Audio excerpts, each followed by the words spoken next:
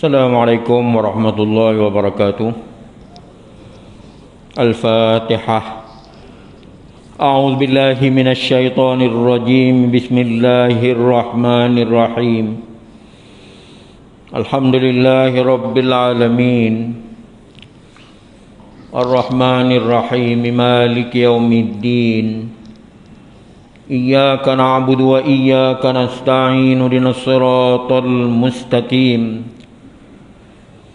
Shiratal ladzina an'amta 'alaihim ghairil maghdubi 'alaihim waladdallin. Amin. Nahmaduhu wa nasta'in wa nastaghfiruh wa na'udzu billahi min shururi anfusina wa min sayyiati a'malina. Man yahdihillahu fala mudilla lahu wa man yudlil fala hadiya lahu. Nashhadu an la ilaha illallah wahdahu la syarika lah wa ashhadu anna Muhammadan abduhu wa rasuluh. Subhanaka la ilma lana illa ma 'allamtana innaka antal alimul hakim. Allahumma iftah 'alaina hikmataka wa anshur 'alaina min khazaini rahmatika ya arhamar rahimin. Yang dihormati ahli jawatan kuasa Surau An-Nur, para hadirin sidang jemaat yang dihormati sekalian, alhamdulillah kita berada pada waktu yang benar-benar berharga, iaitu hari Sayyidul Ayyam, iaitu penghulu bagi segala hari, iaitu hari Jumaat. Jadi diadakan tazkirah ini tujuannya supaya kita dapat sama-sama berkongsi ilmu pengetahuan, kerana apabila kita berada di dalam satu majlis, maka para malaikat akan datang menghamparkan sayapnya sambil berdoa, Ya Allah, ampunkanlah dosa si fulan, terimalah taubatnya. Walaupun anggaran masa lebih kurang dalam setengah jam, jadi saya pilih tajuk berkaitan dengan manusia dan dunia. Sebagaimana yang sedia maklum, Allah SWT telah mengisi dalam diri tiap-tiap seseorang manusia berbagai-bagai tabiat semula jadi yang mendorongnya melakukan sesuatu perkara atau sesuatu tingkah laku tertentu pada masa dan suasana tertentu. Dengan dorongan tabiat semula jadi ini yang dijadikan oleh Allah SWT, manusia rajin berusaha mencari segala keperluan jasmani dan keperluan rohaninya. Kalau tidak, maka manusia sudah tentu akan menjadi suatu makhluk yang beku. Tetapi dorongan tabiat ini dijadikan Allah SWT ada padanya sifat-sifat yang meluap, haloba dan melanggar batas-batas yang tak sepatutnya, sehingga menyebabkan mata hati dan akal fikiran manusia menjadi kabur dan dalam memahami nilai kehidupan dunia ini.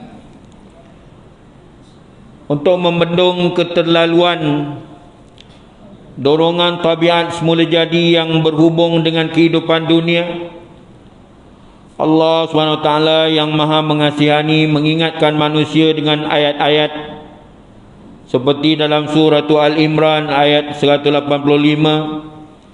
surah Hud ayat 15, suratul Isra ayat 18 hingga ayat 20, yang di antara maksud-maksud daripada ayat-ayat tersebut menyatakan kepada kita bahawa nikmat kesenangan dunia ini adalah perkara yang hanya untuk sementara waktu, lagi yang sangat memperdayakan orang yang tidak bertakwa.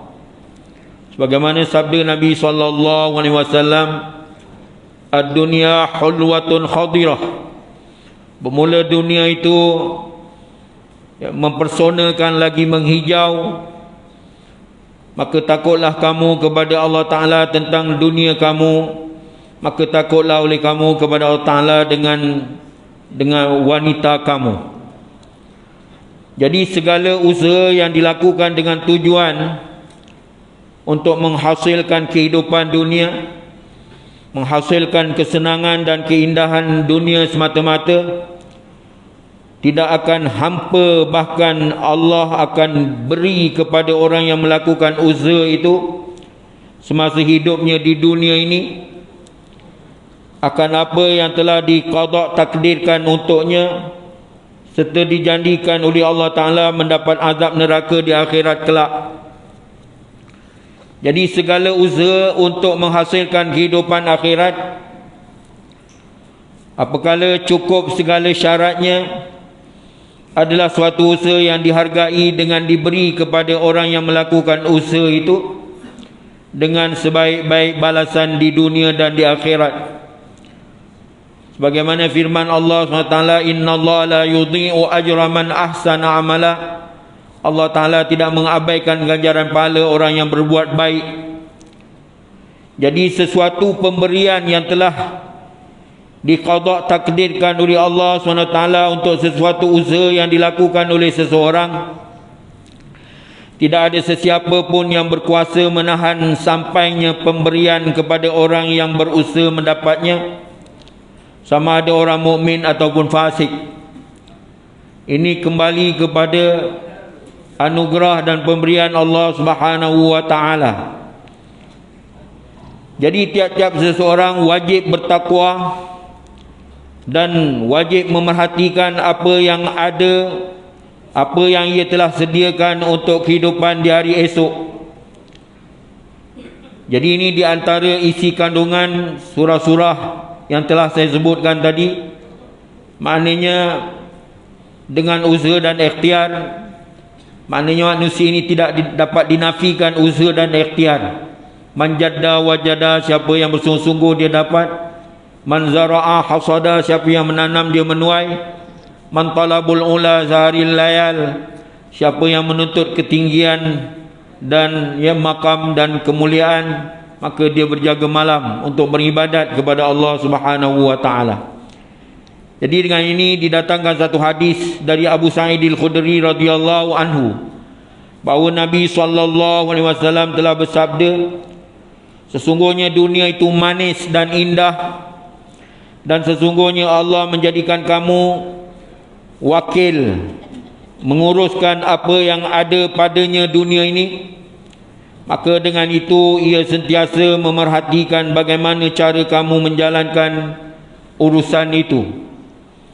Oleh itu hendaklah kamu menjaga diri dari keburukan yang disebabkan oleh dunia dan khasnya oleh perempuan, kerana sesungguhnya fitnah yang mula-mula menimpa kaum Bani Israel adalah berpunca dari orang-orang perempuan. Hadis diriwayatkan oleh Imam Muslim. Jadi hadis ini mengandungi daya penarik dunia dan tujuannya, cara menghadapi daya penarik dunia.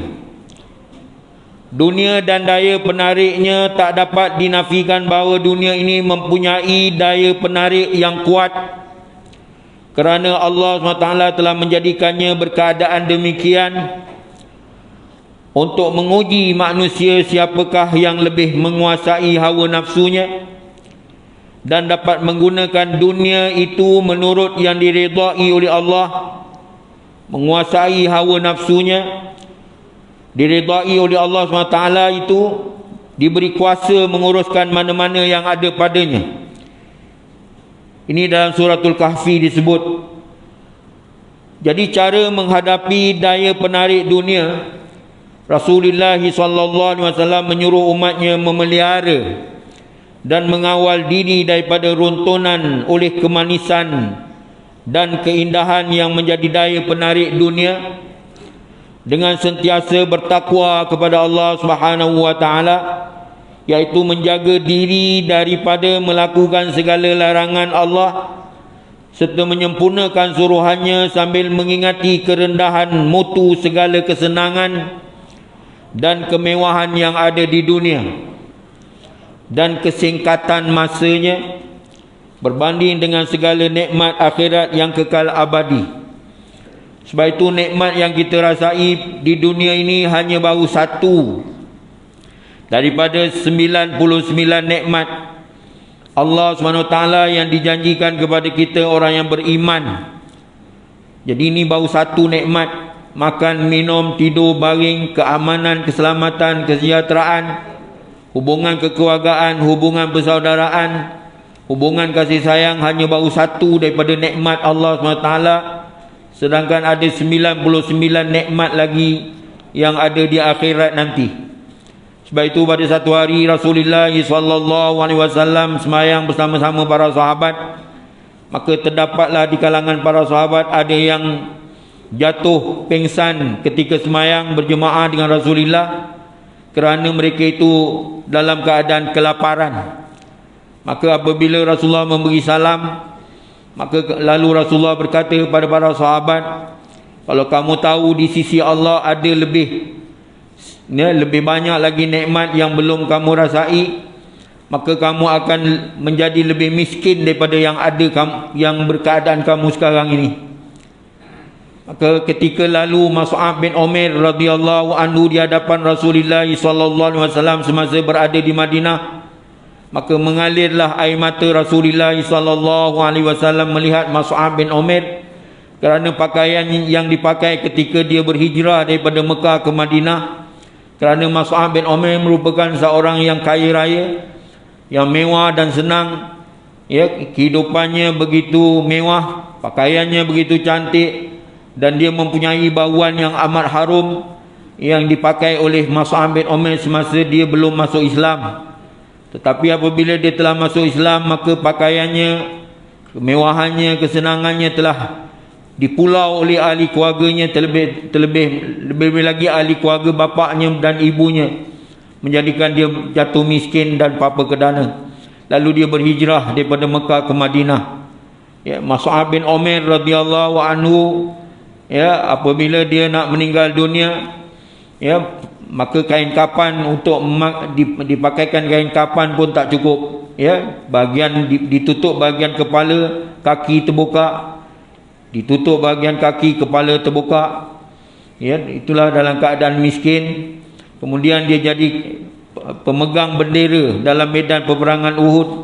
Tangan kanannya putus, lalu dipegang bendera di sebelah tangan kiri.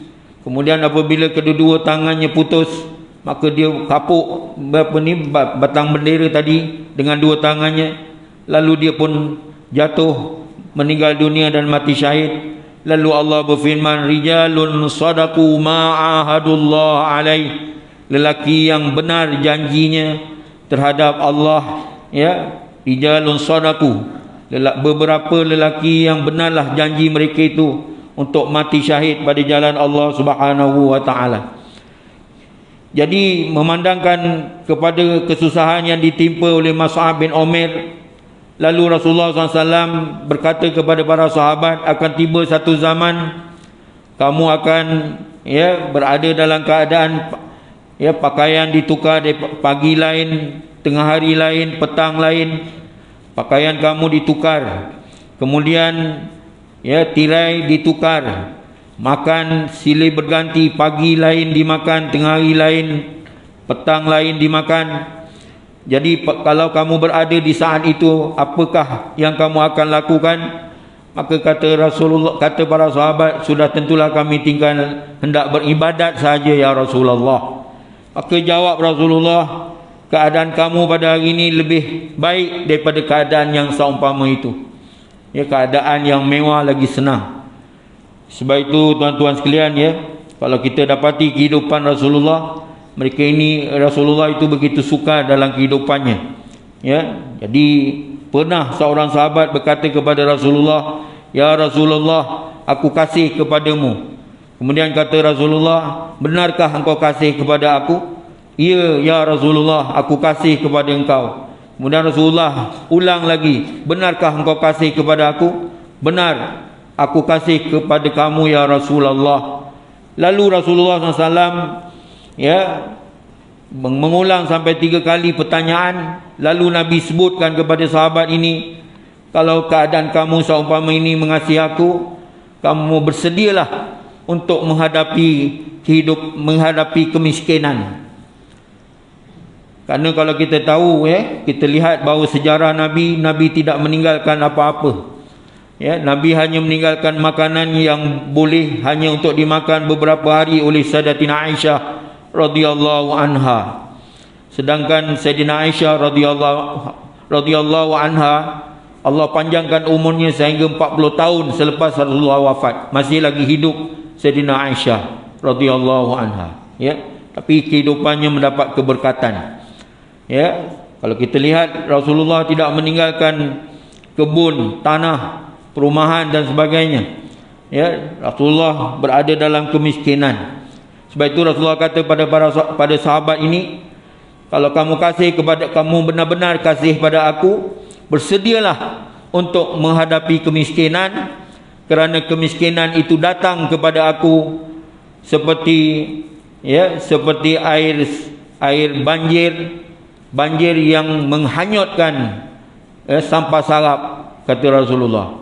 Kalau kita tengok tsunami bila datang, dia menghanyutkan barang-barang, perumahan, tanah, kenderaan dan sebagainya. Macam itulah lajunya kemiskinan itu menimpa ke atas Rasulullah SAW. Itu merujuk kepada hadis sebagai keinsafan kepada kita bahawa Rasulullah itu lebih mementingkan keimanan, keislaman dan ketakwaan daripada kebesaran hidup di dunia, kerana akhlak Nabi adalah akhlak Quran.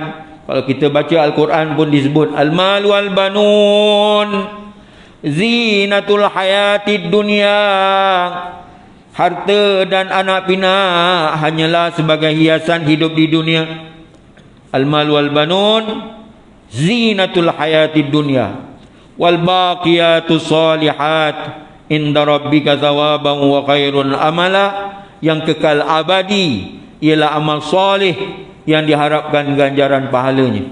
Amal soleh ini terlalu umum, sebab itu kita sebut apa saja, sedekah, khairat, buat kebajikan, amal soleh, semuanya itu dikira sebagai amal soleh. Dan itulah sebagai tanda keimanan kepada Allah SWT, kerana iman adakala bertambah, adakala berkurangan. Jadi mazhab ulama fuqaha dan muhaddisin mengatakan bahawa setiap ketaatan yang kita lakukan itu adalah iman. Pasal apa? Syarat sah bagi kalimat syahadah yang selalu saya ulangkan di sini, iqrarun bil lisan wa tasdiqun bil qalbi wa a'malun bil jawarih, iaitu ialah ikrar dengan lidah, aku naik saksi bahawa tiada Tuhan yang disembah melainkan Allah, dan aku naik saksi bahawa Nabi Muhammad itu bersuruh Allah. Kemudian membenarkan di dalam hati dan beramal dengan anggota. Mengucap kalimat syahadat, semayang, puasa, zakat, haji. Jadi di sini juga disebut cara menghadapi daya penarik dunia. Rasulullah SAW menyuruh umatnya memelihara dan mengawal diri daripada runtunan oleh kemanisan dan keindahan yang menjadi daya penarik dunia, dengan sentiasa bertakwa kepada Allah SWT. Inna akramakum indallahi atqakum. Orang yang paling mulia di kalangan kamu ialah orang yang paling bertakwa kepada Allah SWT. Aku at-taqwa hahuna. Rasulullah mengisyaratkan kepada dadanya sambil berkata at-taqwa hahuna. Takwa itu duduknya di dalam hati. Wa man yattaqillaha yaj'al lahu makhrajan wa yarzuqhu min haitsu la yahtasib.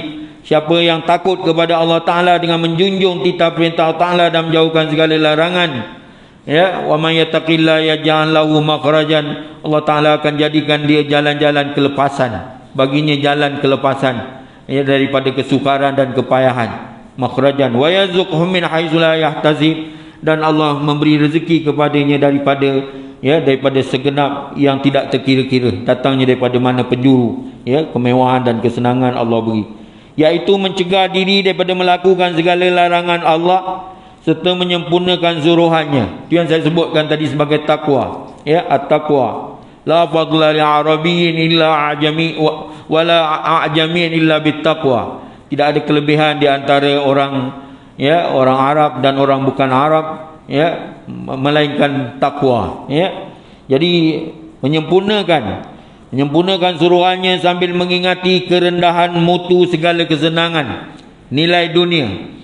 Sebagaimana yang kita lihat bahawa pada satu hari Rasulullah SAW berjalan dengan sahabat di pasar, tiba-tiba Rasulullah mendapati bangkai, ya, anak kambing yang telinganya pun sudah koyak, dah jadi bangkai. Kemudian Rasulullah ambil bangkai itu sambil berkata, "Ya sahabat-sahabat, adakah di kalangan kamu hendak membeli bangkai anak kambing ini?" Maka kata para sahabat, "Kami tidak menghendaki, ya, bangkai kambing yang tak ada bernilai itu. Inilah dunia," kata Rasulullah. Dunia jifah, ya, dunia itu bangkai, sebagaimana sabda Nabi SAW, ya. Sebab itu dunia di sisi Nabi SAW hanyalah beberapa saja. Di antaranya disebut, ya, minyak wangi. Itu yang dunia Nabi ialah minyak wangi, ya, isterinya. Itu bantal sandar, susu, Nabi tak tolak, ya. Nabi kalau diberikan kepada dia susu, tak tolak. Dia takkan tolak, dia akan terima susu sebagai hadiah, ya. Kemudian bantal sandar, ya. Kemudian, ya, minyak wangi. Seterusnya peruntukan yang diberi oleh Allah Ta'ala kepadanya isteri, ya. Yang itulah dunia Nabi SAW, ya. Yang lain semua. Begitu juga Nabi sebut sejuk mata memandang dalam solat, ya, sejuk mata memandang dalam solat. Jadi kalau begitu, ya, di antara daya penarik dunia yang ditentukan oleh Rasulullah SAW supaya seseorang memelihara dan mengawal diri daripada runtunannya ialah daya penarik perempuan, kerana daya penariknya amat kuat sehingga lelaki yang tegas pendiriannya dan bijak pandai sanggup memusuhi akal fikirannya, menentang ilmu pengetahuannya, meruntuhkan rumah tangganya dan melanggar undang-undang negara dan hukum agama, sebagaimana terkandung dalam hadis Abu Sa'id Al-Khudri yang diriwayatkan oleh Imam Bukhari dan Imam Muslim. Rasulullah SAW tentukan daya penarik perempuan dengan ingatannya SAW yang demikian, kerana jenis perempuan selain daripada kurang akal fikirannya dan agamanya, sebagaimana yang terkandung juga pada hadis Abu Sa'id yang tersebut, yang mana dia menjadi alat pemancing syaitan, sebagaimana yang dinyatakan pada hadis Huzaifah radhiyallahu anhu yang diriwayatkan oleh Razin. Bahkan Rasulullah SAW telah pun menyatakan bahawa di antara daya penarik dunia yang besar sekali bahayanya kepada jenis lelaki ialah daya penarik jenis perempuan, kerana lazimnya mereka mendorong lelaki dengan tutur kata yang manis, gerak-geri yang menarik dan pakaian yang memberahikan, melakukan maksiat, melalaikannya daripada menjalankan tanggungjawabnya. Jadi mengenai ini, Abdullah bin Abbas radhiyallahu anhu pernah berkata, maksudnya kebanyakan lelaki daripada umat-umat yang telah lalu menjadi kafir adalah berpunca dari perempuan, dan pada masa yang akan datang pun ada juga orang lelaki berlaku kufur ingkar derhaka disebabkan angkara perempuan. Berhubung dengan kenyataan Rasulullah SAW tentang besarnya bahaya dan daya penarik perempuan terhadap lelaki, lalu disabdakan oleh Nabi SAW berdasarkan hadis yang diriwayatkan oleh Usama bin Zaidin radhiyallahu anhu, anna Nabi SAW qala, ma taraktu ba'di fitnatan hiya adarru 'ala rijal minan niza'. Hadis diriwayatkan oleh Bukhari dan diriwayatkan oleh Imam Muslim dan diriwayatkan oleh Imam Ahmad dan diriwayatkan oleh Imam Tirmizi wan Nasa'i dan Ibnu Majah. Oleh kerana daya penarik dunia dan perempuan amatlah besar bahayanya, maka Rasulullah SAW memberi amaran kepada setiap orang yang inginkan keselamatan supaya melengkapkan dirinya dengan sifat takwa, kerana sifat takwalah yang dapat mempengaruhi segenap perasaan dan tingkah lakunya untuk menghadapi bahaya berpunca dari daya penarik dunia dan perempuan. Peringatan Rasulullah SAW mengenai kaum perempuan yang tersebut memang pahit tetapi benar dan sudah menjadi kenyataan yang dapat disaksikan dalam setiap masyarakat yang telah lalu, lebih-lebih lagi yang ada sekarang. Oleh itu, tiap-tiap seorang perempuan Islam yang beriman hendaklah sentiasa memelihara diri dengan mengikut ajaran agama yang maha suci.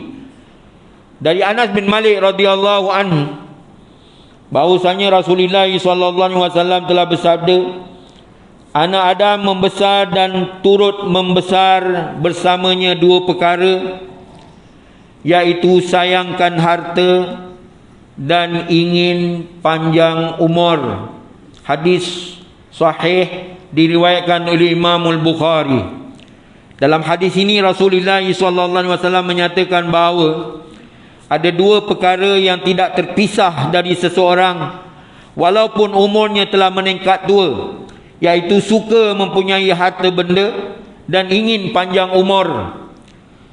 Sungguh pun dua perkara ini dari tabiat semula jadi manusia, tetapi tiap-tiap seseorang disuruh membendung kedua tabiat yang tersebut dengan mengingati bahawa harta dan panjang umur itu tidak menguntungkannya kalau tidak disertakan dengan usaha membanyakkan amal ibadat dan menjauhkan diri dari segala perbuatan derhaka ataupun maksiat. Dari Abu Hurairah radhiyallahu anhu bahwasanya Nabi SAW telah bersabda, hati orang tua sentiasa muda dalam dua keadaan. Dalam keadaan kasihkan dunia dan dalam keadaan panjang angan-angan ataupun cita-cita. Saya ulang sekali lagi, hadis ini pendek saja tetapi pengertiannya begitu mendalam. Dari Abu Hurairah radhiyallahu anhu bahawa Nabi SAW telah bersabda, hati orang tua sentiasa muda. La yazalu qalbul kabiri syabban fitnatain fi hubbid dunya wa tulil amali. Hati orang yang sudah lanjut umur sentiasa menjadi muda dalam dua keadaan. Dalam keadaan kasihkan dunia ataupun cintakan dunia, dan dalam keadaan panjang cita-cita. Cita-cita hal dunia, seolah-olah macam ustaz yang bercakap pun tak suka dunia. Tadi nampak datang naik kereta, nampak, habis nak naik unta pula. Jadi susah, ya. Orang yang bercakapnya pun susah, orang yang mendengarnya pun susah nak cakap, ya. Jadi kita sama-sama lah faham, mengingat ajalah, ya, ingatkan diri saya sendiri dan mengingatkan kita sama-sama. Ya, kadang-kadang saya ceramah di mana-mana pun ada juga orang bertanya, "Ai ustaz, datang naik kereta tadi nampak?" Ya, jadi kita sabar jelah, ya. Jadi bukan apa, kita ni bila bercerita tentang hadis-hadis Nabi ni, kita terima dengan lapang dada, kerana hadis Nabi ni dia diibaratkan, pernah saya umpamakan kepada tuan-tuan, ya, sebagaimana yang Nabi buat misal. Nabi sendiri buat misal, aku ini didatangkan oleh Allah Ta'ala seperti air hujan yang menimpa tiga jenis tanah. Satu jenis tanah, apabila ditimpa air maka menjadi subur tanah itu dan mendatangkan berbagai-bagai jenis hasil mahsul. Ini kalau hati yang menerima hadis-hadis Nabi dengan lapang dada, seperti tanah yang subur. Tapi ada kala, ya, hujan tadi menimpa di tanah lombong, tanah tasik, maka air itu akan menakung. Habis-habis orang akan buat elektrik hidro, ya, ataupun ambil air daripada tasik, daripada lombong untuk disiram sayur-sayuran. Jadi air menakung, dia tak serap ke dalam. Jadi ada kala air hujan tadi turun seperti air yang ada pada lombong ataupun tasik. Itu dah dua, Ada satu jenis tanah lagi, apabila air hujan dia diibaratkan seperti daun keladi yang ditimpa dengan air, maka dia akan tendang balik air, dia tak terima air. Jadi hati manusia ibarat tanah tadi, tanah ada 3 jenis. Jadi Nabi kata aku ini seperti air hujan. Itu satu riwayat. Jadi ada juga satu riwayat yang lain, aku ini datang seperti seorang yang sedang memegang sayap rama-rama yang ingin mencampakkan dirinya ke dalam api. Ketika unggun api dipasang, maka rama-rama akan berterbangan dan nak masukkan dirinya ke dalam api. Maka aku salah seorang daripada yang memegang sayap rama-rama tadi supaya jangan mencampak dirinya ke dalam api tadi. Jadi aku diibaratkan seperti lelaki yang memegang sayap rama-rama tadi untuk menyelamatkan hamba daripada mencampakkan dirinya ke dalam api. Jadi manakan masa tidak mengizinkan, jadi kita tangguhkan dahulu tazkirah ini kerana masa lebih kurang dalam 1-3 minit je. Ada 5 minit. Ada 5 minit lagi. Jadi kalau ada 5 minit lagi, saya teruskan sikit lagi hadis. Ya.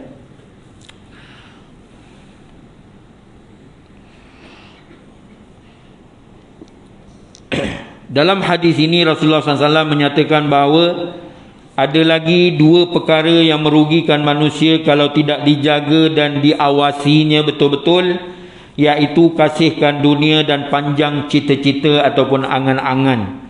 2 perkara ini menjadi seseorang yang telah tua menjadi lalai, menjadi lara daripada menyediakan bekalan untuk hari akhiratnya. Itu maksud tadi hadis, ya. Jadi tidaklah menghalang kita berdoa untuk panjang umur, ya. Allahumma tawil a'marana wa sahih ajsadana. Ya Allah, panjangkanlah umur kami, sihatkanlah tubuh badan kami, murahkanlah rezeki kami. Ya, kita minta supaya dipanjangkan umur dan dimurahkan rezeki di saat-saat ujung-ujung umur kita ini, umur emas, supaya kita dapat melipat gandakan amal soleh dan memperbanyakkan lagi sedekah, khairat, buat kebajikan dan amal soleh. Itu memang tidak dihalang untuk terus berdoa, ya. Jadi kita ni dengan Allah Ta'ala boleh bermanja-manja, memohon, merayu, meratap, merintih, ya, dan berkata-kata kepada Allah Ta'ala supaya Allah murahkan rezeki kita, ya. Jadi 2 perkara ini menjadi seorang yang telah tua menjadi lalai daripada menyediakan bekalan untuk hari akhiratnya, padahal yang sewajibnya makin dia berunsur tua, makin dia membanyakkan amal baktinya, kerana ia tidak mungkin lagi kembali kepada kekuatan dan kecergasannya yang telah lalu. Macam saya dah rasalah, ya, bila kita dah umur 60 ke atas ni, ya, kepala lutut pun dah kering, keras, ya, nak bergerak pun susah, nak rokok, nak sujud, nak apa. Jadi ini dah tiba amaran-amaran daripada Allah SWT kepada kita, supaya kita lebih mendekatkan diri pada Allah Ta'ala dengan membanyakkan amal soleh, dengan berzikir, wirid, doa dan sebagainya, memohon, beristighfar, minta supaya Allah ampunkan dosa-dosa kita yang lalu dan kita dimasukkan dalam golongan yang beramal soleh sentiasa, ya. Jadi kita jangan putus asa daripada rahmat Allah Subhanahu wa Ta'ala. La tayasu min rahmatillah, jangan putus asa daripada rahmat dan kasihan belas Allah Subhanahu wa Ta'ala. Jadi mohon ampunan maaf, wabillahi taufiq wa hidayah. Assalamualaikum warahmatullahi wabarakatuh. Bismillahirrahmanirrahim. Allahumma anfa'na bima 'allamtana, Allahumma waffiqna lima tuhibbu wa tarda, waj'alna min ibadika salihin. Allahumma a'inna ala dzikrika wa syukrika wa husni ibadatik. Subhanallah bihamdihi, subhanaka Allahumma wa bihamdika, nasyhadu an la ilaha illa anta, nastaghfiruka wa natubu ilaik. Wa sallallahu ala sayyidina Muhammad nabil ummi wa ala alihi wa sahbihi wasallam. Alhamdulillahirabbil alamin. Taqabbalallahu minkum.